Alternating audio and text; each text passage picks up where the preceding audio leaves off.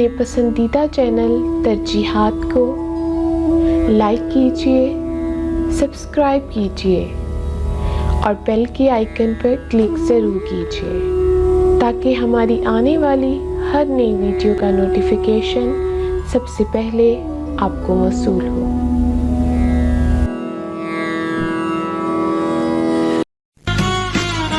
افضل مراد صاحب کے کلام سے انتخاب ایک نظم، حیرت سرائے، تدوین و انتخاب اشر عالم، پیشکش سلیم خان، صدابندی سامع افتخار۔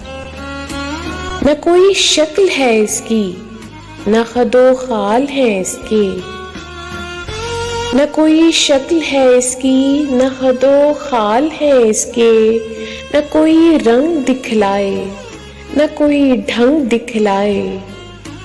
کبھی اس راہ میں رکے، کبھی اس راہ میں رکے، کبھی پائل سی آوازیں، کبھی مائل سی آوازیں مجھے حیرت میں رکھتی ہے، کبھی وحشت میں رکھتی ہے، عجب سا روپ رکھتی ہے، عجب بہروپ رکھتی ہے۔